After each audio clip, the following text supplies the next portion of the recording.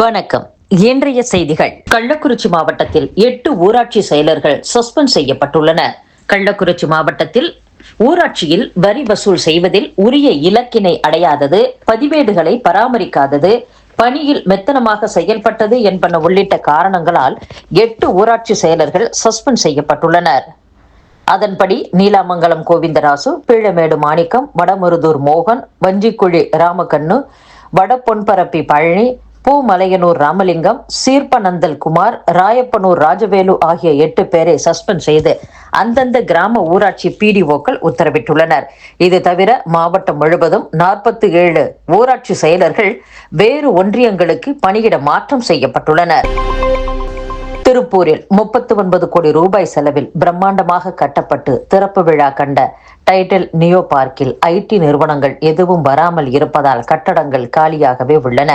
திருப்பூர் மாவட்டம் திருமுருகன் பூண்டியில் 39.44 கோடி ரூபாயில் 65,379 சதுர அடி பரப்பளவில் தரைத்தளம் உட்பட 8 அடுக்குமாடி கட்டடமாக டைடல் நியோ பார்க் உருவெடுத்தது. பிரம்மாண்டமாக கட்டப்பட்டு திறப்பு விழா கண்ட டைடல் நியோ பார்க்கில் ஐடி நிறுவனங்கள் எதுவும் வராமல் இருப்பதால் கட்டடங்கள் காலியாகவே உள்ளன. இது குறித்து டைடல் பார்க் மார்க்கெட்டிங் பிரிவு அதிகாரிகளிடம் கேட்டபோது, திருப்பூர், சேலம், தஞ்சை, தூத்துக்குடி, வேலூர் உள்ளிட்ட இடங்களில் ஒரே சமயத்தில் தான் டைடல் நியோ பார்க் கட்டுமான பணி நடந்தது. திருப்பூரில் கட்டுமான பணி முடிவு சற்று தாமதமானது. நிறுவனங்களை கொண்டு வருவதற்கான பேச்சு நடந்து வருகிறது. அடுத்த மாதத்திற்குள் நிறுவனங்கள் வந்துவிடும். பிற மாவட்டங்களில் திறக்கப்பட்ட டைடல் பார்க் அனைத்து கட்டடங்களிலும் நிறுவனங்கள் செயல்பட துவங்கிவிட்டன என்று கூறியுள்ளார்.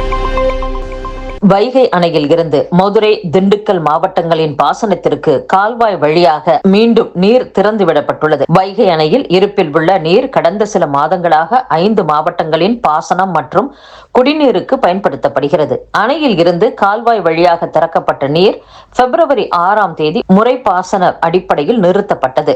இந்நிலையில் தற்போது வினாடிக்கு 600 கன அடி வீதம் கால்வாய் வழியாக திறந்துவிடப்பட்டது. மதுரை, தேனி, ஆண்டிப்பட்டி, சேடப்பட்டி குடிநீர் திட்டங்களுக்காக வினாடிக்கு 69 கன அடி நீர் வழக்கம் போல் வெளியேறுகிறது. அணை நீர்மட்டம் 46.06 அடியாக இருந்தது. பத்மஸ்ரீ விருது பெற்ற வேளாண் விஞ்ஞானியை தமிழக ஆளுநர் RN ரவி பாராட்டியுள்ளார்.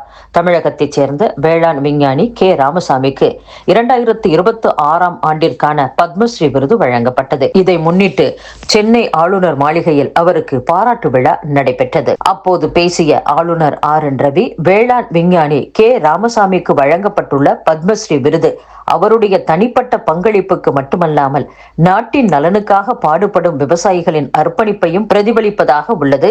இவர் அறிவியலில் புதுமைகளையும் மக்களின் தேவைகளையும் ஒருங்கிணைத்து ஆராய்ச்சியை நடைமுறை பயன்பாட்டிற்கு கொண்டு வந்தார். இது மண் வளம், உணவு பாதுகாப்பு மற்றும் சுற்றுச்சூழல் நிலைத்தன்மையை உறுதி செய்ய உதவியது என்று பேசியுள்ளார். திமுக கூட்டணியில் இருக்கும் காங்கிரஸ் உட்பட கட்சிகளுக்கு உரிய மரியாதை கிடைப்பதில்லை என்று தாவேக தேர்தல் மேலாண்மை பொதுச் செயலாளர் ஆதவ் அர்ஜுனா குற்றம் சாட்டியுள்ளார். தமிழக வெற்றி கழகத்தின் கோவை தெற்கு மாவட்ட பொதுக்கூட்டம் கோவை மலுமிச்சம்பட்டியில் நடைபெற்றது. அப்போது பேசிய தாவேக நிர்வாக குழு தலைவர் செங்கோட்டையன் பேசும்போது, தற்போதைய ஆட்சியில் கொலை, கொள்ளை அதிகரித்துவிட்டது. பெண்களுக்கு பாதுகாப்பு இல்லாத சூழல் உருவாகியுள்ளது. இதை மாற்றுவதற்கு விஜயால் மட்டும்தான் முடியும். விஜய் தமிழகத்தை ஆளப் போகிறார். தமிழகத்தை உலக அளவில் சிறக்கும்படி படைப்பார் என்று கூறினார். தேர்தல் மேலாண்மை பொதுச் செயலாளர் ஆதவ் அர்ஜுனா பேசும்போது, அரசியல் தாவேக தலைவர் சுற்றுப்பயணம் ஆரம்பித்த போதே தமிழகத்தில் மிகப்பெரிய எழுச்சி ஏற்பட்டுவிட்டது. திமுக கூட்டணியில் இருக்கிற காங்கிரஸ் உட்பட மற்ற கட்சிகளுக்கு உரிய மரியாதை கிடைப்பதில்லை. தங்கள் குடும்பம் மட்டும்தான் அதிகாரத்துக்கு வர வேண்டும் என்று திமுக நினைக்கிறது. ஆனால் ஆட்சி நிர்வாகம் பூஜ்ஜியமாக இருக்கிறது. தமிழகத்தில் பெண்கள் ஆதரவு தாவேகவுக்கு அதிகரித்து வருகிறது. தமிழக மக்களின் வாழ்க்கையை மாற்றத்தான் விஜய் வருகிறார் என்று பேசினார். பாட்டாளி மக்கள் கட்சி நிறுவனர் மருத்துவர் ராமதாஸ் மற்றும் அவரது மகன் அன்புமணி ராமதாஸ் ஆகிய இருவருக்கும் இடையே ஏற்பட்ட பிரச்சனையை தொடர்ந்து கட்சி யாருக்கு என்ற விவகாரம் தலை தூக்கியது. இது தொடர்பாக தேர்தல் ஆணையத்தில் ராமதாஸ் தரப்பினர் முறையிட்டதோடு டெல்லி உயர்நீதிமன்றத்திலும் வழக்கு தொடர்ந்தனர். வழக்கை விசாரித்த டெல்லி உயர்நீதிமன்ற நீதிபதி மினி புஷ்கர்னா கடந்த டிசம்பர் 4ஆம் தேதி பிறப்பித்த உத்தரவில் அங்கீகரிக்கப்படாத கட்சியின் உள் விவகாரங்களில் தலையிட தேர்தல் ஆணையத்திற்கு அதிகாரம் கிடையாது. மனுக்களாக வழங்கப்படும் கடிதங்களின் அடிப்படையில் தான் தேர்தல் ஆணையம் முடிவெடுக்க முடியும். எனவே பாமக தொடர்பாக ஏற்கனவே தேர்தல் ஆணையம் எடுத்த நடவடிக்கைகள் ஆணைய அதிகார வரம்புக்குள் வரவில்லை. எனவே பாமக தொடர்பான பிரச்சனையில் சம்பந்தப்பட்ட இரு தரப்பும் சிவில் நீதிமன்றத்தை நாடி நிவாரணம் பெற்றுக் கொள்ளலாம் என குறிப்பிட்டிருந்தார். இந்த உத்தரவை மறு ஆய்வு செய்ய கோரி இந்திய தலைமை தேர்தல் ஆணையம் டெல்லி உயர்நீதிமன்றத்தில் மனு தாக்கல் செய்துள்ளது. இந்த மனு மீதான விசாரணை இன்று நடைபெறுகிறது. இத்துடன் செய்திகள் நிறைவடைகின்றன. மீண்டும் நாளை சந்திப்போம். வணக்கம்.